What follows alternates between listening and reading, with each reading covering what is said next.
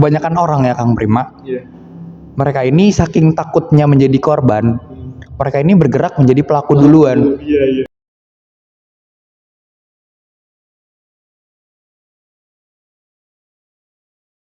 Halo teknik, halo Indonesia. Salam Om Swastiastu, Namo Buddhaya, salam kebajikan bagi kita semua. Assalamualaikum warahmatullahi wabarakatuh. Waalaikumsalam warahmatullahi wabarakatuh. Saya Muhammad Tunasi Andia, selaku moderator dalam kegiatan diskursasi atau diskusi perkara isu organisasi. Saya di sini tidak sendirian, saya bersama Ketua Umum BEM FT Unsika, yaitu Kang Marcelo Aprial. Halo Tum. Halo Kang Prima. Gimana Tum kabarnya? Alhamdulillah sehat. Cuman kemarin ada sedikit penyakit-penyakit biasa lah. Penyakit-penyakit mahasiswa semester akhir. Betul, mahasiswa semester akhir. Oh iya Tum. Gini Tum, di kegiatan diskursasi ini kita kan diskusi aja gitu ya Tum. Jadi yaudah kita santai aja gitu ya, sesuai sama ya sebutan kita lah, enjoynering. Oke, enjoynering ya Kang Prima. Iya betul, enjoynering. Oke, gini tuh sebenarnya tuh mau nanya, kita diskusi bareng aja gitu tuh tentang organisasi nih tuh nih. Nah, menurut Kang Celo ini apa sih organisasi itu? Oke, menurut saya Kang Prima, sederhana aja deh. Organisasi merupakan suatu kumpulan dari 2 orang atau lebih yang memiliki tujuan yang sama. Nah, di balik tujuan tersebut pasti selalu ada manfaat atau hal-hal positif yang kita dapatkan ketika kita mengikuti organisasi. Salah satunya mungkin kita dapat berkomunikasi di depan banyak orang, melatih jiwa kepemimpinan, dapat manajemen diri, manajemen waktu. Seperti itu sih mungkin Kang Prima, secara sederhana ya. Iya, yang digarisbawahi sama saya gitu ya Tum ya, tentang tujuan bersama gitu ya Tum ya. Jadi organisasi ini, kita yang berada di dalam organisasi itu harus punya tujuan yang sama ya Tum ya. Benar. Walaupun ya kita sama-sama tahu mungkin dari pribadinya masing-masing ada tujuan dari dirinya sendiri gitu Benar, ya Tum ya. benar. Oke.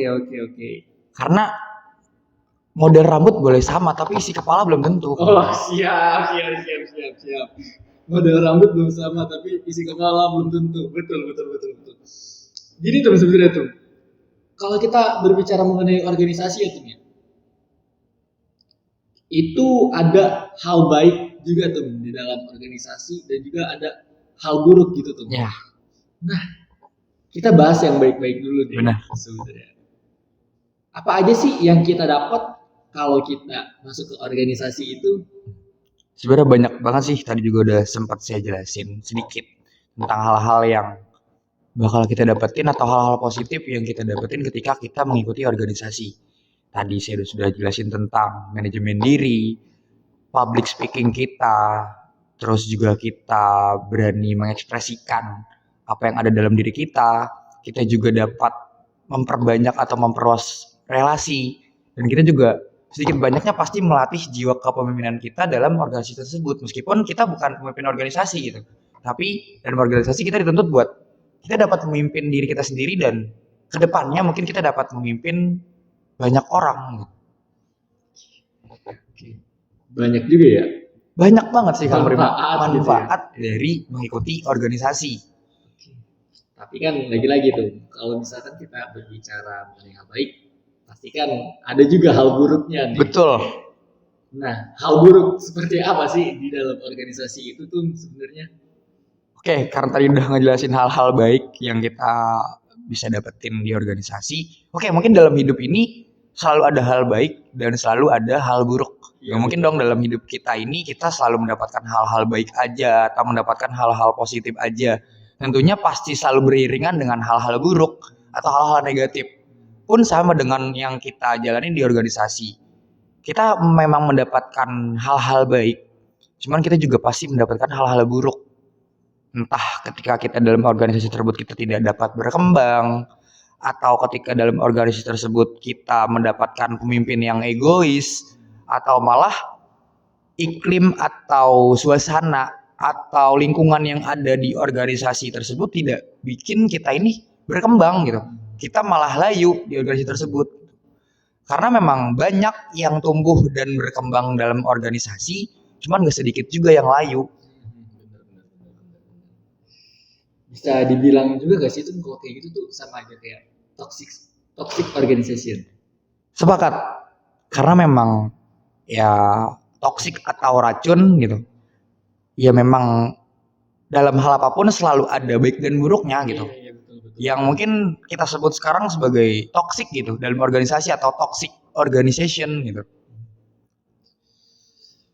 Kalau misalkan kita berbicara mengenai toxic organisasi gitu ya, mungkin pertanyaan gitu ya dari teman-teman sekalian nih masih bingung mungkin terhadap toxic organization. Nah, menurut Ketum Celo, sebenarnya apa sih itu toxic organization? Oke. Karena mungkin teman-teman di sini taunya oh masuk organisasi itu manfaatnya doang yang banyak gitu. Mungkin teman-teman melupakan ketika di organisasi ini kita juga dapat merasakan atau mengalami hal-hal yang tidak mengenakan gitu. Yang sekarang kita sebut dalam pembahasan ini sebagai toxic organisasi. Nah, apa sih toxic organisasi itu sendiri gitu, Kang Prima? Menurut saya toxic organisasi adalah suatu hal yang menyebabkan orang-orang yang ada dalam organisasi ini tidak berkembang. Orang-orang yang ada di organisasi ini tidak dapat melakukan apapun yang seharusnya dia lakukan. Entah karena faktor lingkungannya, entah karena faktor orang-orang yang ada di dalamnya, ataupun faktor-faktor lain yang membuat orang yang ada di dalam organisasi ini tidak produktif. Iya. Tadi ya, yang saya garis bawahi itu faktor-faktornya kan ada lingkungan dan SDM-nya. Ya. Nah, sebenarnya gitu itu. Kalau kita berbicara manusia, ciri-ciri manusia kayak apa sih dia yang toxic organization tuh? Wah, ini mah kayaknya pembahasannya sangat menarik banget. Kita udah ngomongin ciri-ciri orang-orang yang toksik dalam organisasi. Tapi sebelum kita masuk ke dalam ciri-ciri orang-orang yang toksik gitulah dalam organisasi, saya mau ngebahas tentang lingkungannya dulu nih, Kang Prima. Karena lingkungan dalam organisasi tersebut ya sebagai faktor penting juga atas keberhasilan dari organisasi tersebut. Meskipun lingkungan tersebut dibentuk oleh orang-orang yang ada dalam organisasi gitu. Jadi kita ngebahas lingkungannya nih. Lingkungan yang kayak gimana sih yang menyebabkan organisasi tersebut dikatakan sebagai organisasi yang toksik. Jadi lingkungan tersebut itu tidak dapat membuat orang-orang yang ada dalamnya ini nyaman. Ketika memang tidak dapat membuat orang-orang yang ada di dalamnya itu nyaman, maka apapun yang dilakukan ini atas dasar keterpaksaan. Tidak ada rasa nyaman, tidak dapat mengeluarkan ide atau gagasan. Jadi orang-orang yang di dalamnya ini mendapat lingkungan tersebut bukannya ingin berkembang, tapi malah ya mereka ya udahlah asal menjalankan atau menggugurkan kewajiban mereka sebagai anggota dalam organisasi tersebut.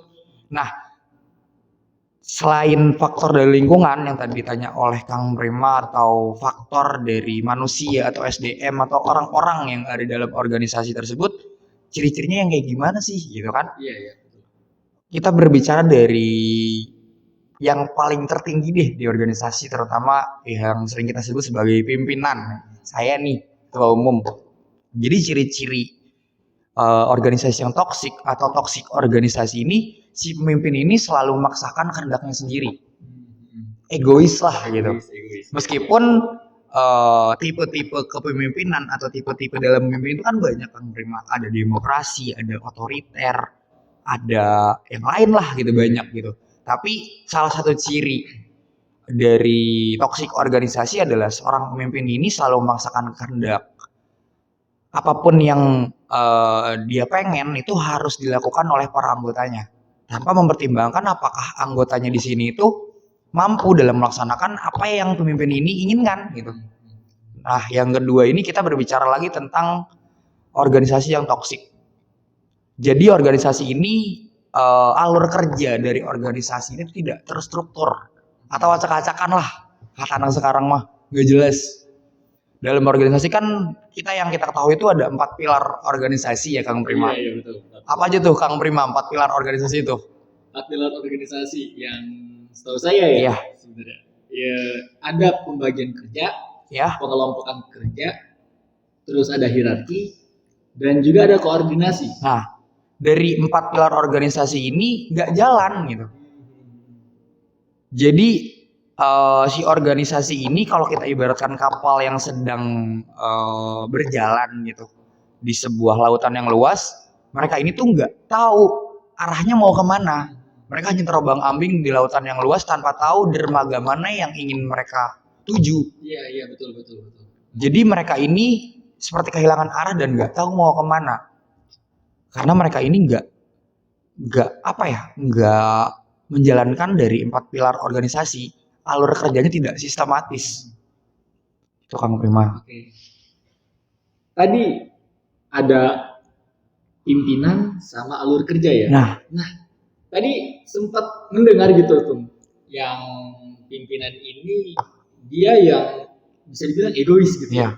Terus dia tuh nggak mentingin kemaslahatan si anggotanya ini. Iya. Betul nggak? Betul. Nah, gimana ya?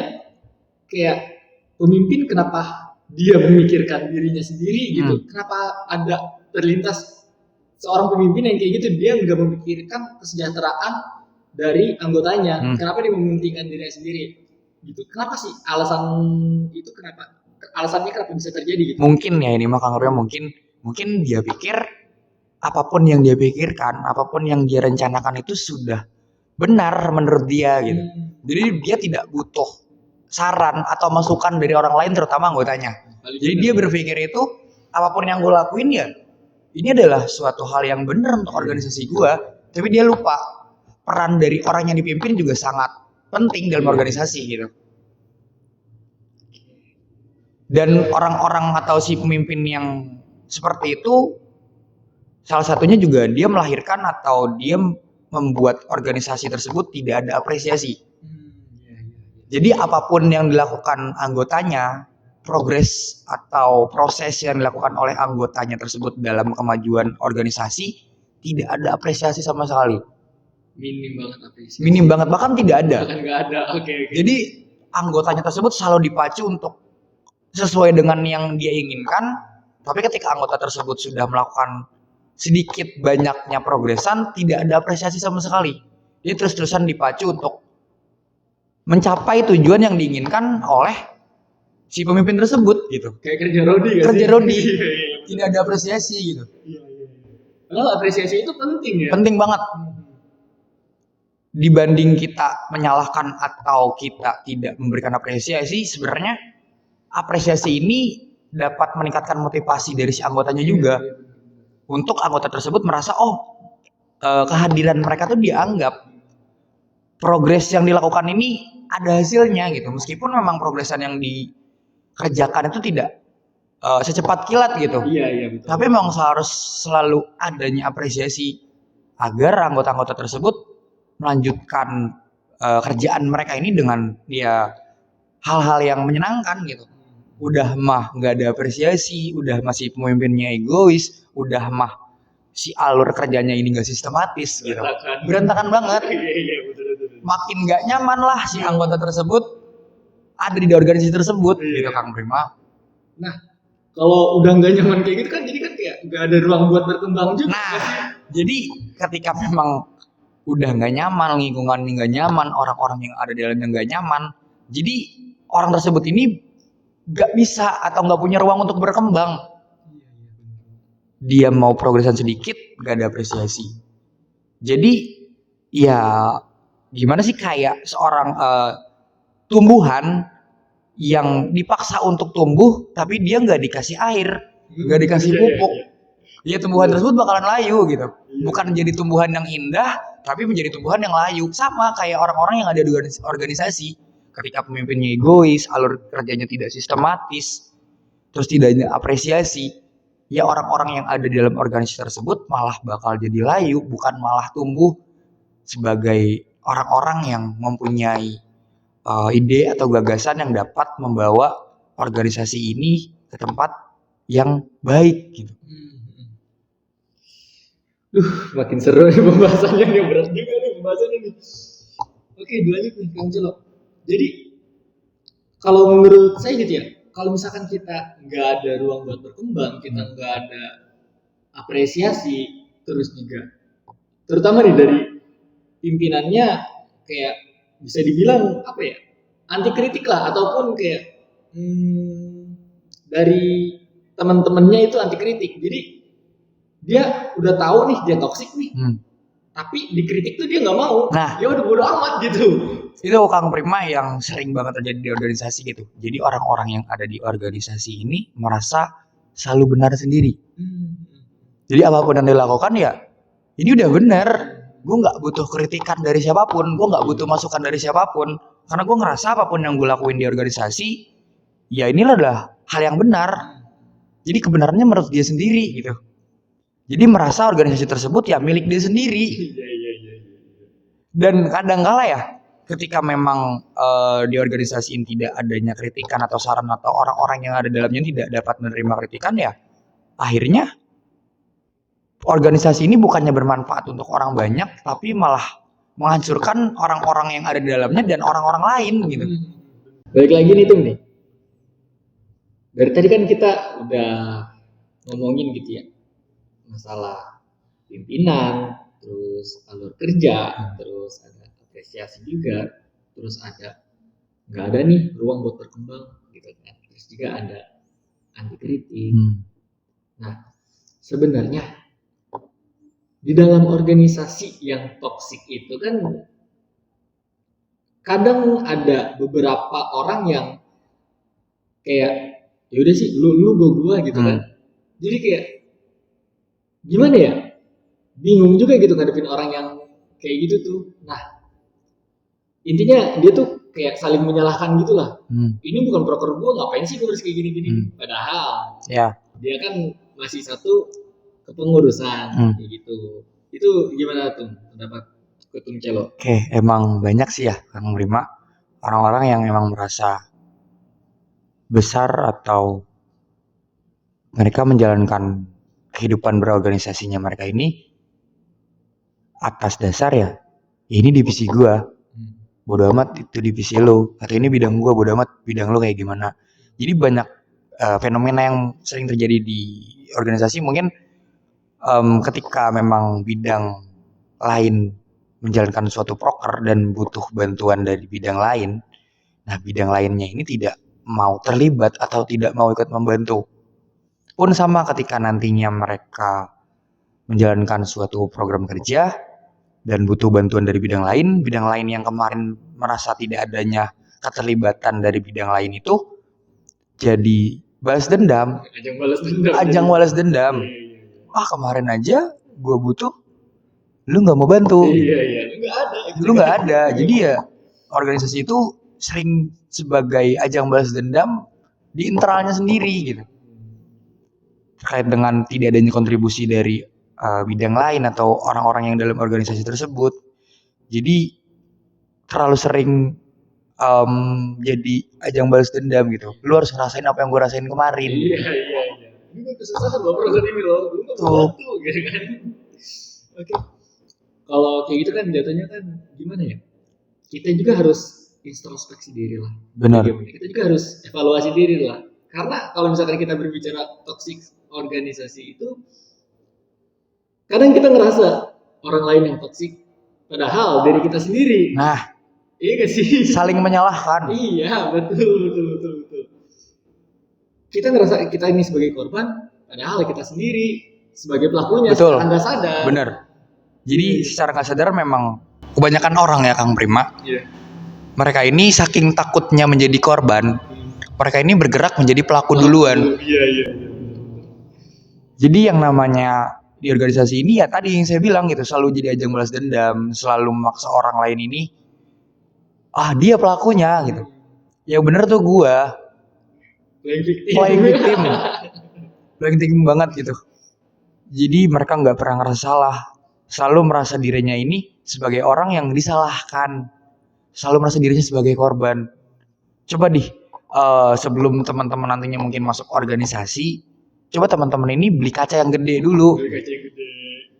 Coba tanya ke diri teman-teman, apakah teman-teman ini pelaku atau korban? Iya betul.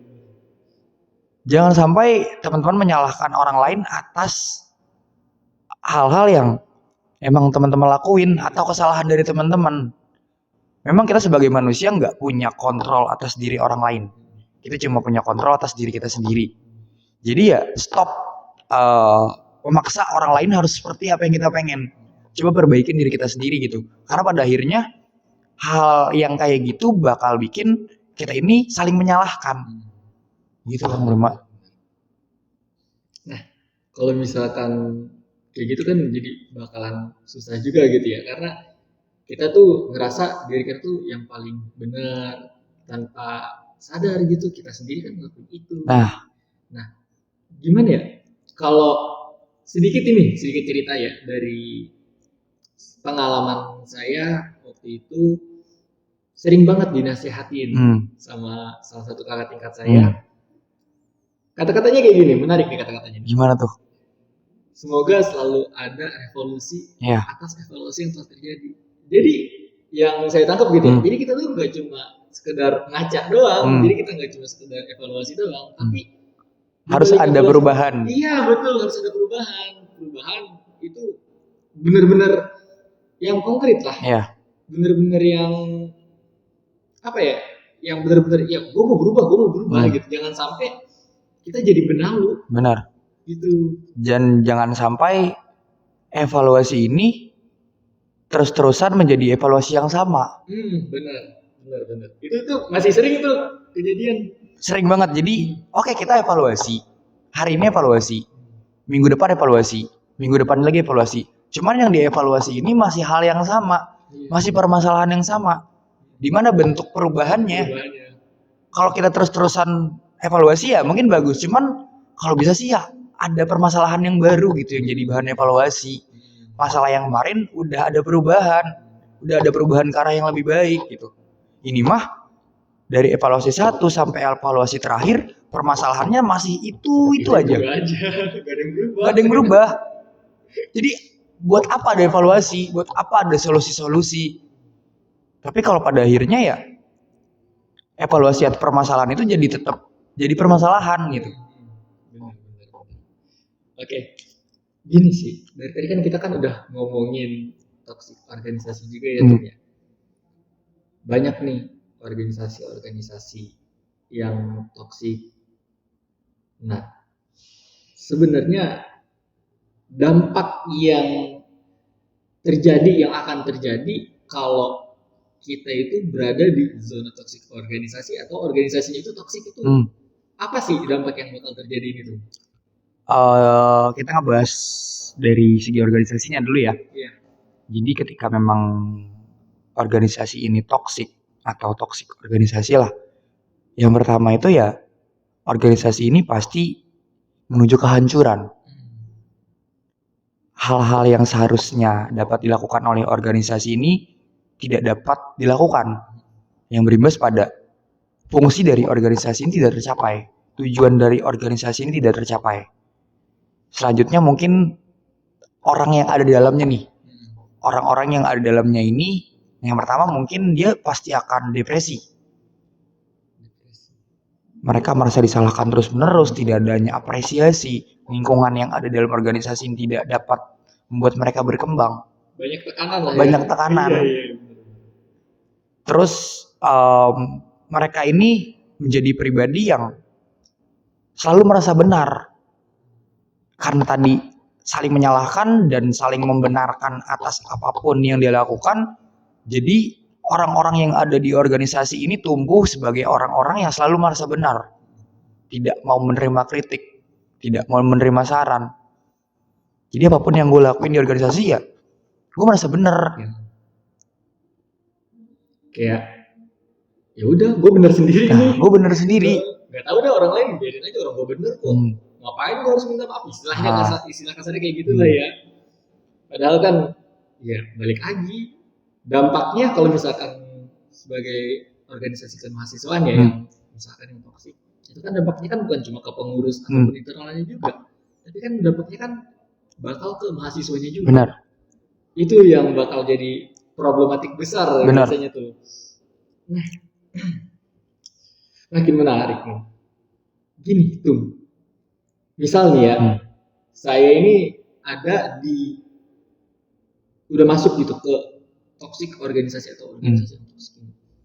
Nah, gimana sih cara saya ini supaya cepat bangkit ataupun saya keluar dari organisasi yang toxic ini? Kayak gitu. Merubah lah istilahnya ya, memperbaiki organisasi yang toksik ini menjadi organisasi yang lebih baik. Iya. Kalau saran dari saya Kang Prima, yang pertama ketika kita merasa jadi korban atau kita merasa bahwa organisasi ini udah toksik, kita harus speak up. Kita harus membicarakan apa yang kita rasain, komunikasiin.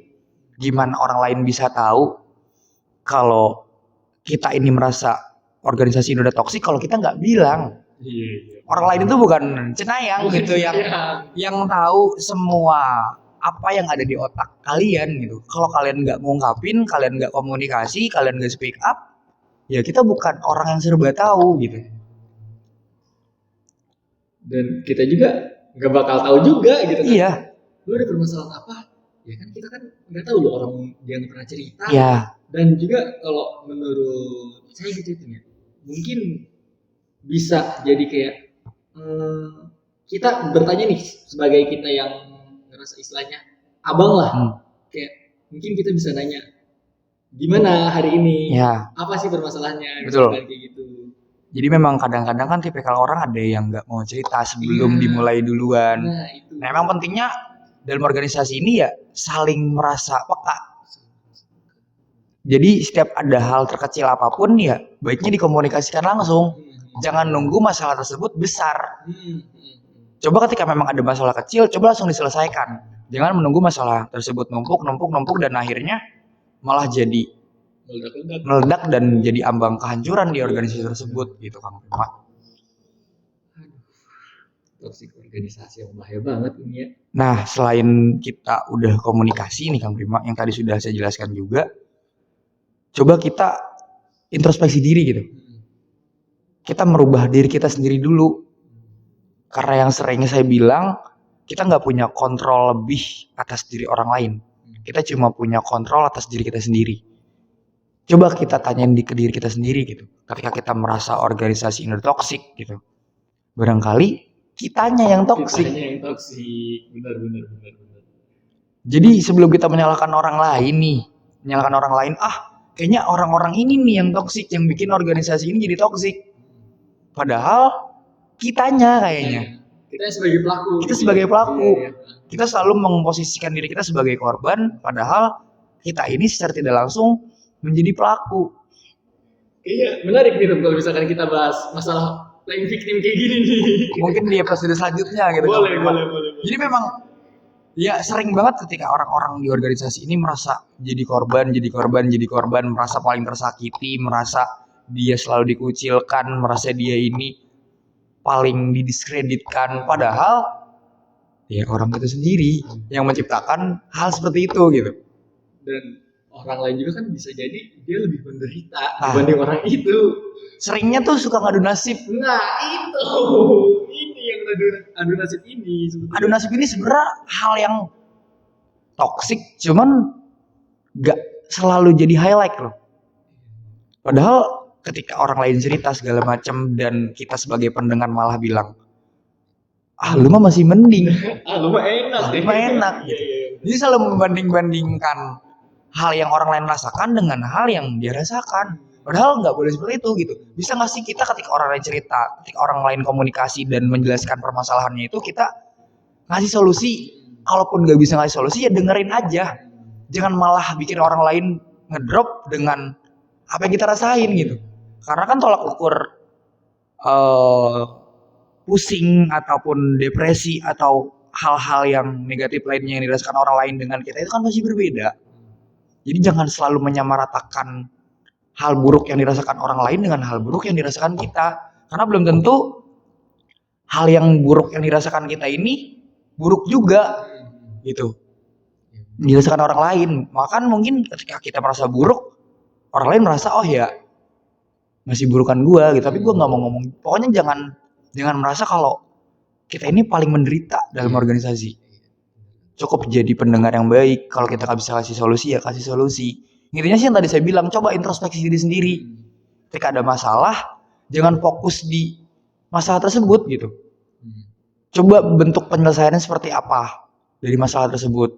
Barangkali masalahnya kita. Berarti harus yang kita rubah ya diri kita sendiri gitu. Sebelum kita merubah orang lain. Jadi ya coba rubah diri masing-masing dulu gitu. Iya, benar. Jadi toxic organisasi ini apa ya?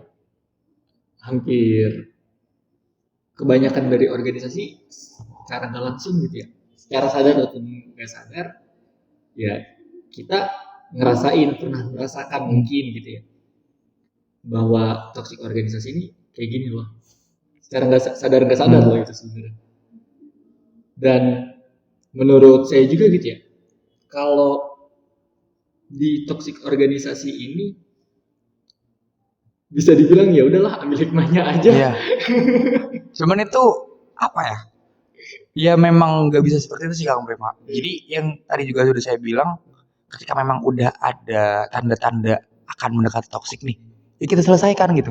Jangan nunggu numpuk. Coba diselesaikan dengan hal-hal kecil. Dan ya teman-teman yang ada di organisasi tentunya harus peka gitu terhadap permasalahan-permasalahan kecil. Intinya komunikasi lah ya. Intinya komunikasi, karena yang bisa bikin kita jatuh itu bukan batu besar sebenarnya. Batu kecil, paku, hal-hal yang kecil. Kadang kita terlalu abai terhadap masalah-masalah yang kecil, menganggap bahwa ya masalah kecil mah ya udah nanti juga selesai sendiri. Sepele. Iya. Tapi kita nggak tahu nih, gara-gara batu kecil aja bisa bikin kita terjatuh. Masalah kecil ya mbok diselesain gitu, jangan nunggu ketemu batu besar dulu kita baru nyelesain gitu. Padahal kalau misalnya ada batu besar kan kita bisa menghindar gitu kan. Kita bisa menghindar. Tapi kalau batu kecil yang nggak kita duga-duga, itu yang bikin kita ya jatuh. Dan terakhir nih Kang Prima, saran saya untuk mengatasi ya toksik organisasi gitu, ya kalau memang dua hal tersebut nggak bisa dilakuin, kayak kita coba komunikasi, kita speak up, kita udah komunikasi, kita udah cerita ke sana kemari terhadap permasalahan yang kita rasain, kita juga udah coba buat ngerubah diri kita sendiri gitu. Mungkin masalahnya ada di diri kita udah mencoba ngerubah itu, tapi tetap aja ada toksik organisasi. Jalan terakhir sih ya memang kayaknya kita harus keluar dari organisasi tersebut. Biar kita juga nggak kebawa-bawa gitu ya. Betul. Biar kita takutnya, oke, mungkin sekarang kita merasakan jadi korban. Kayak Joker aja gitu. Iya. Karena gue udah bosen jadi korban dan gak ada perubahan yang signifikan, coba gue jadi pelaku. Iya. Biar orang lain juga ngerasain apa yang gue rasain. Malah ketagihan iya, gitu. Bener. Coba deh mendingan ya udah gitu. Kalau memang dua hal itu nggak bisa dilakuin dan ternyata nggak bisa berdampak banyak buat organisasi tersebut, ya memang jalan satu-satunya ya mungkin memang keluar dari organisasi tersebut. Barangkali ketika memang kita keluar, diri kitanya sendiri bisa terbebas dari toxic organization, dan orang-orang yang ada di dalam toxic organization-nya tersebut jadi sadar gitu. Kadang memang kepergian itu menyadarkan. Iya. Nggak selalu tetap itu bisa bikin semuanya baik-baik aja, atau adanya kita dalam organisasi tersebut bukan melulu kita dapat membawa perubahan. Mungkin ketika kita pergi, mungkin ya ada bentuk perubahan di sana. Aduh, kepergian kadang membawa perubahan. Nah, gitu. Jadi kita kayak bisa evaluasi diri gitu kan. Jangan selalu memaksa buat tetap tinggal di tempat yang emang udah gak bikin kita ini berkembang. Dan satu hal yang dipaksakan juga gak baik. Bener banget. Hal yang dipaksain itu gak baik banget. Oke. Gini, dari tadi kita udah bahas ya perkara dari organisasi, terus masuk ke toksik organisasi tadi tuh. ada aspek-aspek juga kan tuh di kenapa sih organisasi ini bisa jadi toksik. Iya. Nah, sebenarnya ada satu pembahasan lagi nih yang masih mungkin teman-teman di sini gitu ya bisa ada pertanyaan gitu di dalam benaknya, gimana sih kita cara menghindari atau kita terbebas dari toxic organisasi atau kita membuat perubahan dari organisasi yang toxic itu. Itu bagi tips and triknya dong tuh. Oke. Kalau teman-teman nantinya berada dalam organisasi yang toksik gitu, gimana sih cara teman-teman ngerubah organisasi tersebut agar organisasi tersebut bisa lebih baik? Yang pertama ya tadi, coba kita komunikasikan masalah-masalah yang ada. Jadi sedikit banyaknya, atau jangan sampai nunggu banyak deh. Setiap ada permasalahan-permasalahan kecil, coba langsung kita selesaikan. Kita cari jalan keluarnya seperti apa. Intinya jangan sampai nunggu masalah tersebut jadi numpuk atau jadi banyak. Sering-sering mengadakan evaluasi-evaluasi. Juga harus ada perubahan. Harus ada revolusi. Gak bisa kita terus-terusan bikin evaluasi-evaluasi tapi gak ada perubahan. Gak ada perubahan yang berdampak. Jadi kita komunikasikan, kita coba menyelesaikan permasalahan, kita evaluasi hal-hal yang kemarin itu tidak baik. Dan kedepannya coba kita dengan metode yang baru, dengan hal yang baru. Dan kalau emang ternyata gak bisa juga, ya jalan satu-satunya ya udah. Mungkin kepergian kita menyadarkan. Kepergian yang menyadarkan. Tapi sebisa mungkin ya Kang Prima, sebisa mungkin coba dulu kita rubah. Kita bareng-bareng, karena di organisasi kan dari definisinya juga adalah kumpulan dari 2 orang atau lebih yang memiliki tujuan yang sama. Kita di organisasi ini nggak sendiri. Pasti banyak orang, banyak kepala, banyak pemikiran. Coba kita satu framein. Barangkali ya dari banyak pemikiran ini dapat suatu solusi yang bikin organisasi ini jadi lebih baik. Dan yang terpenting kita harus menyesuaikan antara tujuan organisasi dan tujuan pribadi kita. Kita nggak bisa menuntut, atau di organisasi ini kita nggak bisa egois harus dapat tujuan pribadi kita doang. Jadi selaraskan tujuan pribadi teman-teman dan tujuan dari organisasi tersebut. Pembahasan yang sangat menarik ini. Karena gini loh Kang Prima, kadang kala ya, oke, memang ketika mendaftarkan atau memutuskan kita bakal masuk organisasi, kita bakal punya tujuan pribadi dong. Kayak Kang Prima mungkin masuk organisasi tujuannya apa nih? Mendapat relasi. Misalkan jadi jodoh. Jadi jodoh. Terus juga mendapatkan pengalaman, melatih kepemimpinan. Jadi Kang Prima itu cuma fokus dengan tujuan pribadi Kang Prima, tanpa mempertimbangkan gimana tujuan pribadi kita ini dapat berkontribusi dengan tujuan organisasi. Yang kita pikirin tuh jangan cuman diri kita sendiri. Karena hidup kita ini bukan cuma buat kita doang. Iya, betul. Ada orang lain. Ada orang lain. Iya. Kita ini makhluk sosial, kita nggak bisa berdiri sendiri.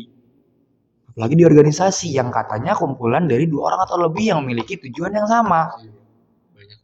Banyak kepala. Mungkin tujuan Kang Prima masuk organisasi dan tujuan saya masuk organisasi berbeda. Tapi karena kita punya tujuan organisasi, gimana caranya tujuan Kang Prima dan tujuan saya dapat selaras dengan tujuan organisasi dan kita bisa mencapai tujuan organisasi. Aduh. Serius tuh, ini pembahasannya benar-benar berat ya, dan emang secara sadar nggak sadar ya, yang tadi saya bilang, kita mungkin berada di zona ini ataupun teman-teman yang sedang menonton ini itu sedang merasakan toksik organisasi itu seperti apa. Dan inilah sedikit banyaknya diskusi kita kali ini. Sebelumnya ini tuh mau nanya, ataupun itu mungkin ada pesan ataupun saran yang ingin Ketum sampaikan kepada pendengar ini untuk berorganisasi ataupun kita menghindari toksik organisasi ini tuh kayak gimana dan apa yang harus kita lakukan gitu tuh. Pertama saran dari saya, ketika memang teman-teman nantinya berada dalam atau terjebak dalam toksik organisasi, Jangan sampai teman-teman menjadikan toksik organisasi ini adalah hal yang lumrah. Karena nantinya ketika hal lumrah ini terus-terusan dijalankan atau ya udah memang seperti ini, nantinya bakal berdampak juga dengan organisasi tersebut. Jadi pembenaran. Jadi ketika memang sudah merasakan toksik dalam organisasi, kita bicarakan, kita selesaikan. Jangan sampai dibiarkan dan menjadi sebuah kebiasaan. Iya. Kebiasaan yang buruk ya. Kebiasaan yang buruk gitu. Dan diskusi kita hari ini membahas tentang organisasi bukan mendoktrin lah atau membuat teman-teman ini nggak mau masuk organisasi gitu. Tapi ketika nantinya teman-teman berada dalam organisasi, entah tujuan pribadi teman-teman seperti apa masuk organisasi, teman-teman tuh tahu harus berbuat apa. Ada pemecahan masalahnya. Ada pemecahan masalahnya. Dan bikin teman-teman ini mempertimbangkan beberapa kali untuk teman-teman sebelum terjun di organisasi. Dan ketika teman-teman sudah masuk dalam organisasi, ya teman-teman nggak boleh jadi pelaku di sana. Ataupun jangan sampai teman-teman jadi korban di sana. Ini sebagai reminder aja gitu buat teman-teman. Ketika nantinya masuk organisasi itu biar nggak setengah-setengah. Teman-teman harus punya tujuan, teman-teman harus punya orientasi. Jadi ketika nantinya teman-teman turun motivasi di tengah-tengah organisasi yang teman-teman jalankan, teman-teman tahu cara meningkatkan motivasi diri teman-teman sampai kapal tersebut sampai di dermaga itu harus seperti apa gitu. Karena di balik toksik organisasi ini pasti ada banyak faktor gitu. Tadi kita udah jelaskan tentang lingkungan, tentang orang-orang yang ada di dalamnya. Jadi sebenarnya mungkin karena faktor kita yang udah jenuh juga di organisasi tersebut, jadi kita membuat orang lain ini atau kita ini sebagai atau jadi virus yang buruk buat orang lain gitu. Membawa hal-hal negatif untuk orang lain. Makanya ketika nantinya teman-teman merasa capek, jenuh dalam organisasi, ya teman-teman istirahat. Jangan memaksakan teman-teman tetap ada dalam organisasi tersebut, tapi teman-teman malah membawa virus. Coba istirahat dulu beberapa hari, ambil motivasinya dinaikin dulu gitu, ambil refreshing dulu gitu. Tapi ketika nantinya teman-teman balik, ya teman-teman bakal jadi pribadi yang punya motivasi baru dan semangat yang baru dan bisa ngebawa teman-temannya yang misalkan sekarang kayak lagi bosan atau gimana ya, jadi nambah semangat. Ya,